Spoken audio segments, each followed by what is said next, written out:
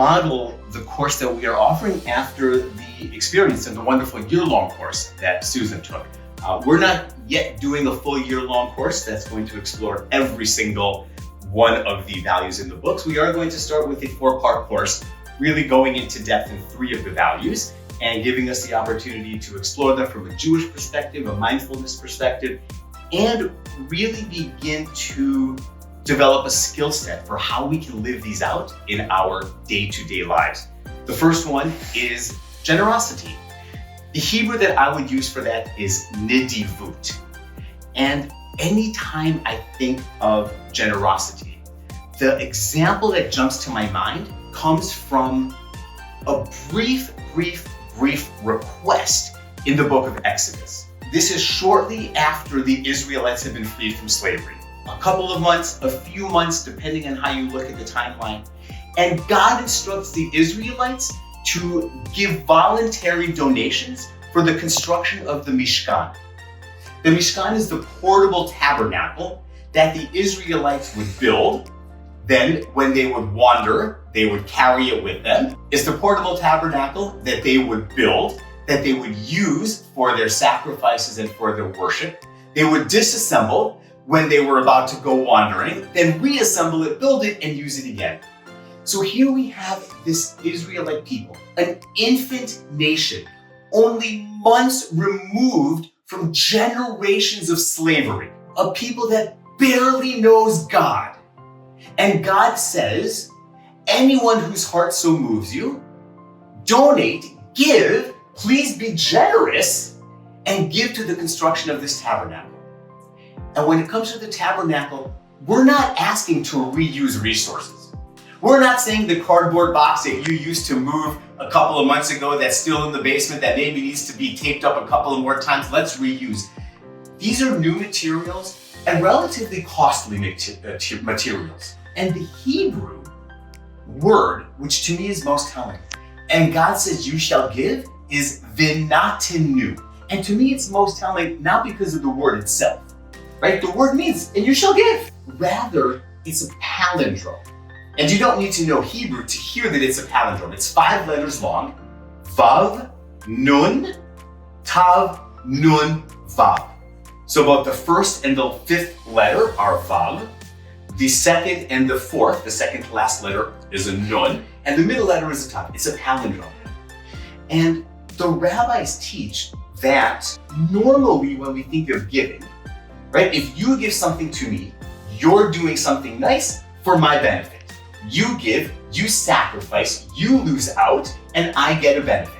You're giving me $5 because I need a little bit now, right? You ordered a piece of pie for dessert. I didn't order anything. I'm salivating. You share a third or half or 2/3 of your pie with me. You lose, I gain. That's often how we think of giving. But rather, giving is reciprocal.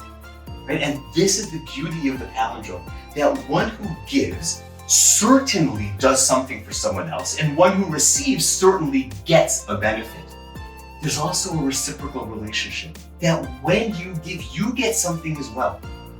It's okay to feel good about doing good. Of course. Right? I think and you can probably talk more about this. I think we're wired to believe that if I'm giving, it has to be a sacrifice. I have to lose out for the giving really to be a gift.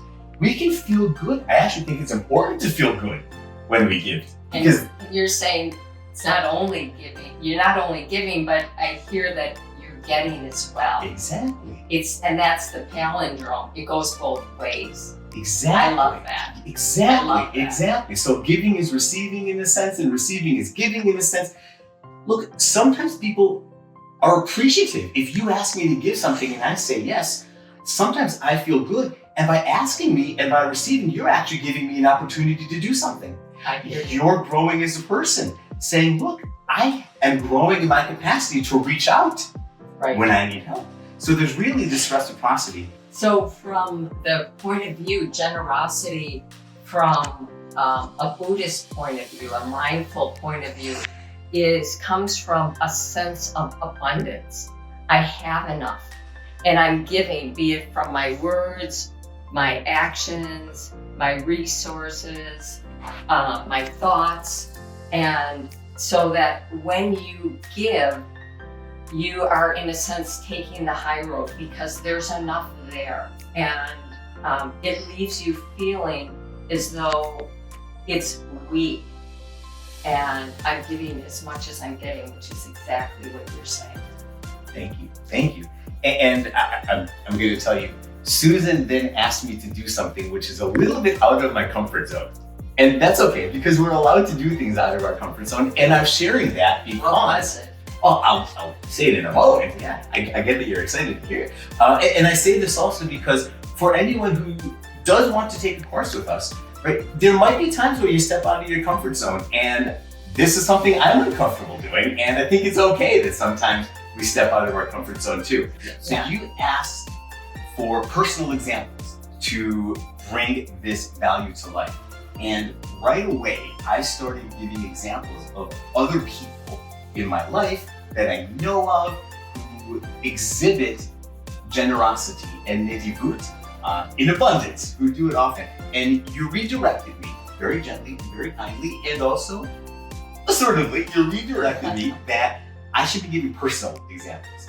And the reason that's uncomfortable is I don't usually love what feels like me standing up and saying, here's what I'm great at, right? It's just, that's never been a comfort for me. And I know that it's not binary, that humility doesn't mean never saying anything good about oneself, and or it's boasting and bragging, that we get the opportunity to celebrate some of the things we do. So this is not about being great. Generosity is about raising your spirit. So a person, according to this book and Joseph Goldstein, really cannot have a spiritual experience if they cannot feel generous, if they cannot open their heart to what other people need and to be there for other people. Okay, so it's a practice. So this moment I'm feeling very generous, and this moment I'm not feeling generous. And so that's going to be the exciting part about the class, is observing your own behavior. So let's hear what you... So actually, this is even better. Now I feel even better, thank you, because this is not about something I do well. This is an example of a moment or a series of moments in which I feel generous, because there are certainly moments where I don't feel generous. And this is just one positive example of what I do. The hope is that I can then continue to elevate my spirit and cultivate that sense of generosity, hopefully even to overcome some of the times when my initial urge might be a little bit less generous. All right, so one time and series of times in which I do feel generous is when I give time. I don't take for granted that there are people who do look at me as a Jewish and or rabbinic and or pastoral resource.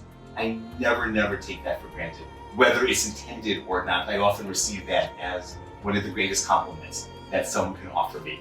There are a lot of wonderful rabbis. There are a lot of wonderful people who have wisdom to offer. There are a lot of Jewish teachers and scholars and role models.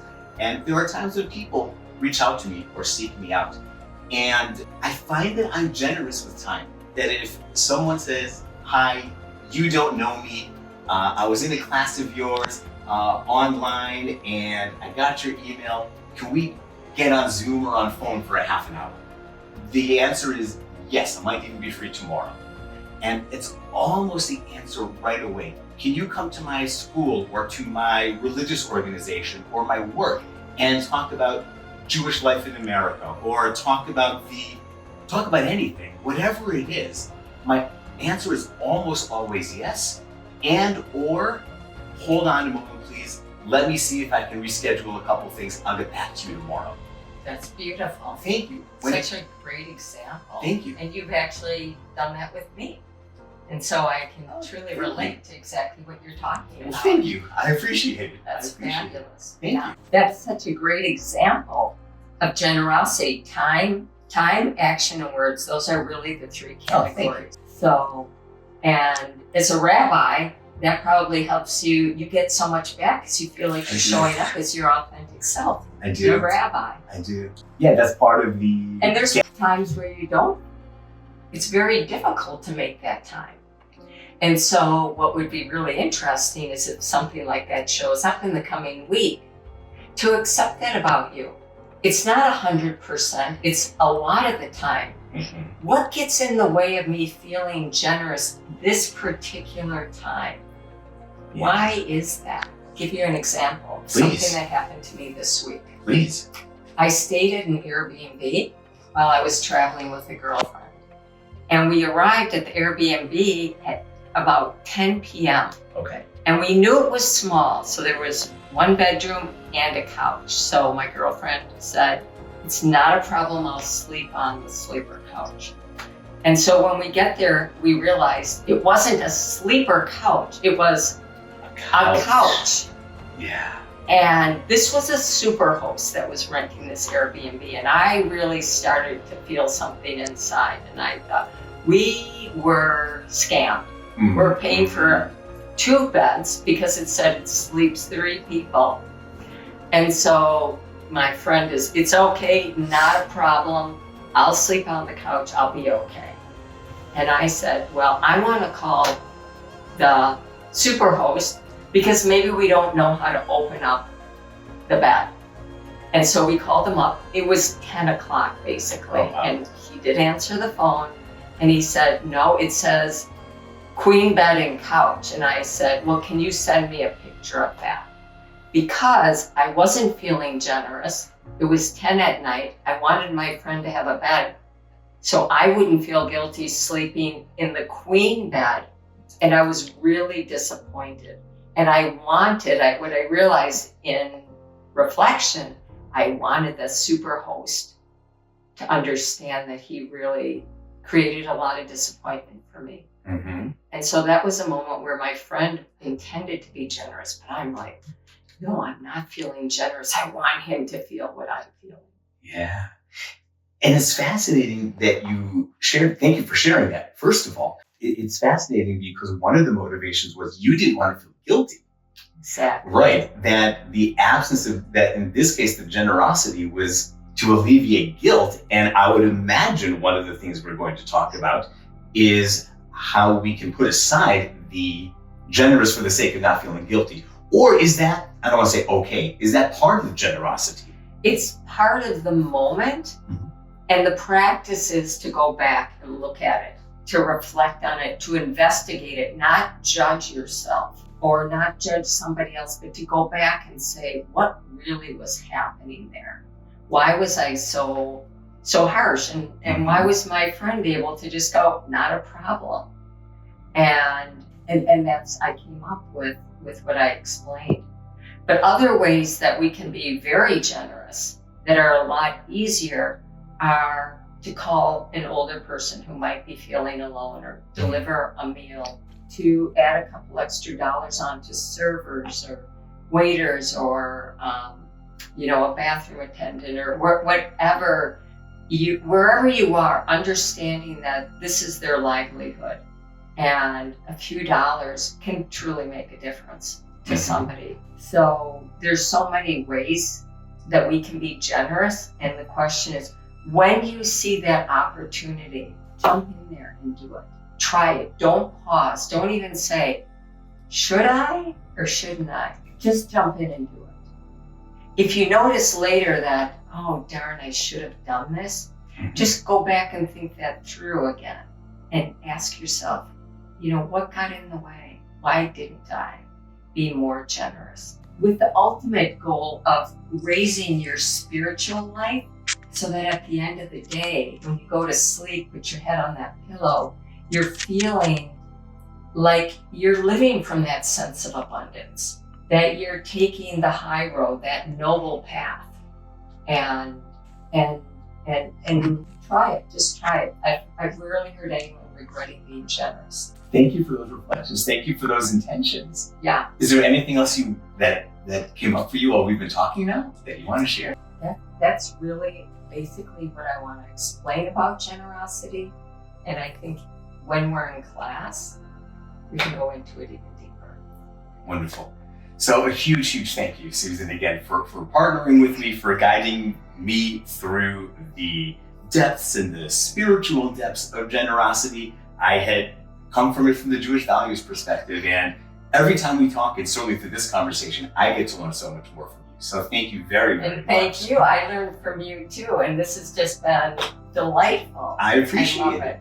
And thank you, first of all, to anyone who is watching this video. Please feel free to subscribe to this channel and or to jump onto our email list. We'll link all of that below if you do want to watch more videos. If you are interested in hearing more about the course that we have to offer, please send me an email. Once again, that will be below. And once again, a huge thank you to Bader Philanthropies for your generosity in helping to get this started and to fund this exploration and this intersection between Judaism and mindfulness.